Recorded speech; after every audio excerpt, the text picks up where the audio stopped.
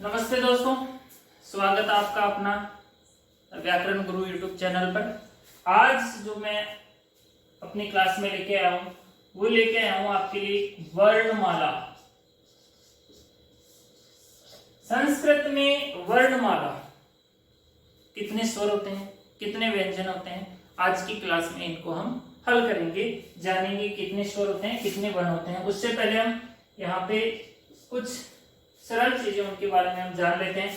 देखो, संस्कृत वर्णमाला में कुल वर्ण कितने होते हैं? सबसे पहले यहाँ पे आता है कुल वर्ण 42। संस्कृत वाला में जो वर्णमाला होती है उसके अंदर कुल वर्ण कितने होते हैं? 42। अब इनमें से अच का मतलब होता है स्वर, ठीक है, और हल का मतलब होता है व्यंजन। संस्कृत में स्वरों को अच कहते हैं और व्यंजनों को हल कहते हैं। स्वर कितने होते हैं और व्यंजन कितने होते हैं? 9, जो 42 होते हैं उनमें से 9 स्वर होते हैं और 33 व्यंजन होते हैं।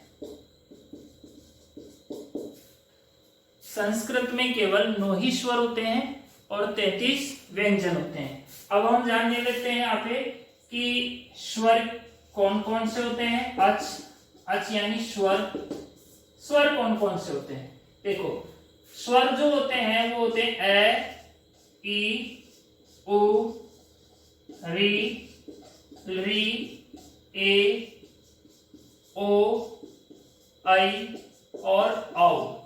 ठीक है, 1, 2, 3, 4, 5, 6, 7, 8 और 9।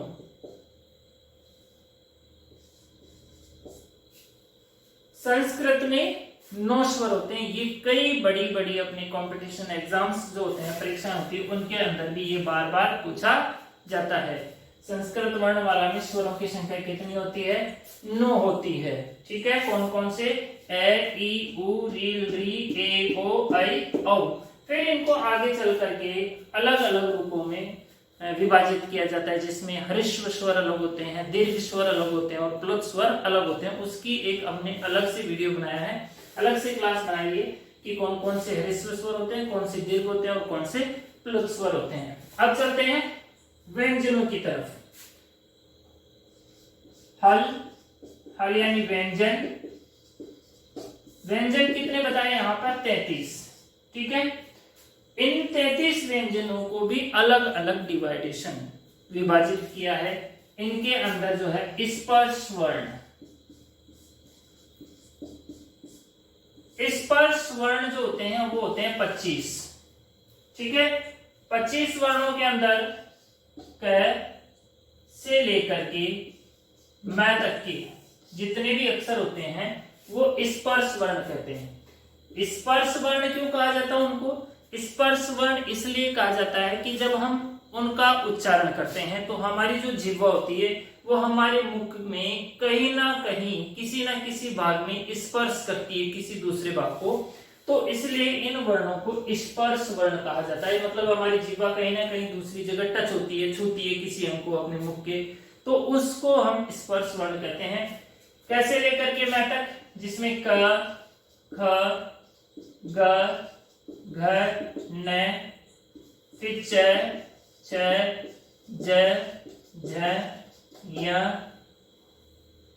ट, ठ, ड, ढ, न, त, थ, द, ध, न, प, फ, ब, भ और म। ठीक है, ये 10 और ये 5 हो गए पूरे 25। प्रश्न ये भी बन सकता है कि स्पर्श वर्ण कितने हैं? 25। या स्पर्श वर्ण कौन कौन से होते हैं, कैसे लेकर के मैं तक। आगे चलते हैं। स्पर्श वर्णों के बाद में यहां पर आता है अंतःस्थ वर्ण।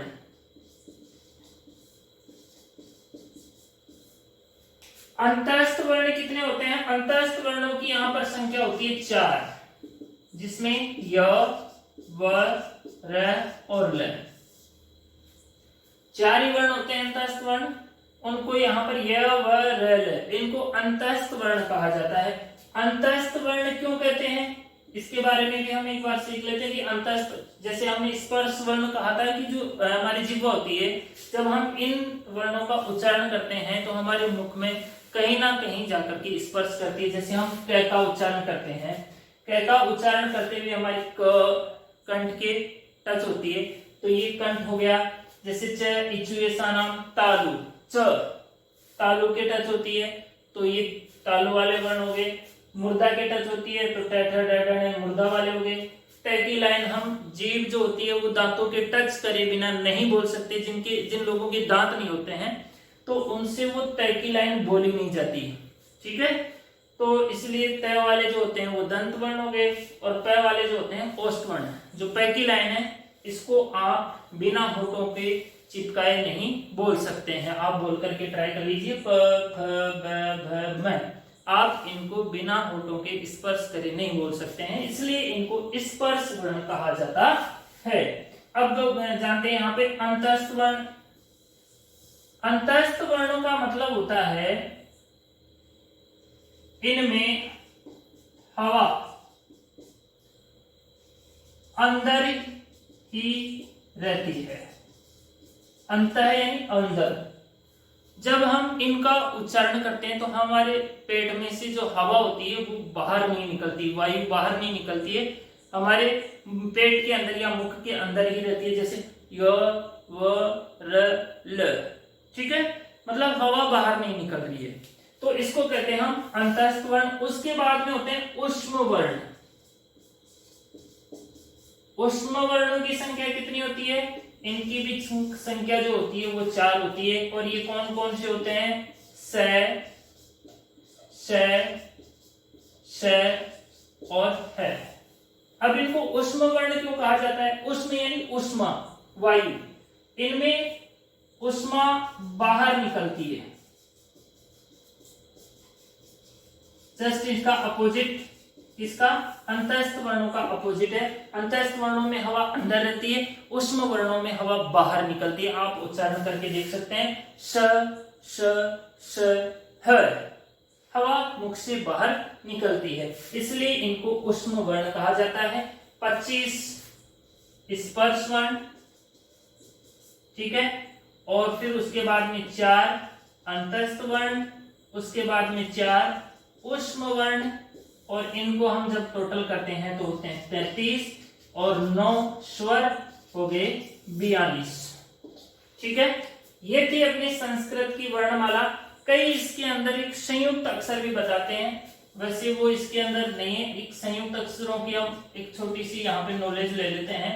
संयुक्त अक्षर क्या होते हैं? संयुक्त अक्षर 3 होते हैं, क्षय, त्रय और ज्ञ। वो इनके अंदर नहीं आए हैं क्योंकि वो 2 वर्णों से मिलकर बनते हैं, वो अलग से कोई वर्ण नहीं होते हैं। जैसे कि जो क्षय होता है वो क और श से मिलकर के बनता है। त्रय जो होता है वो तय और र से बनता है, और जो ज्ञ होता है वो ज और य से मिलकर के बनता है। इसलिए इनको संयुक्त अक्षर कहा जाता है कि क्योंकि ये 2 वर्णों की मिलने से, 2 वर्णों के संयुक्त होने से बनते हैं, इसलिए इनको संयुक्त अक्षर कहा जाता है। इसलिए इन वर्णों की जो गिनती है वो यहाँ पर काउंटिंग यहाँ पर नहीं होती है, इसलिए यहाँ पर 36 की बजाय 33 हल और 9 स्वर 42 वर्ण यहाँ पर किए गए हैं। आप इसका एक स्क्रीनशॉट ले सकते हैं जिससे आप इसको आसानी से नोटबुक में उतार सकते हैं। आपको क्लास अच्छी लगी हो तो सब्सक्राइब करें, शेयर करें, लाइक करें। Thank you.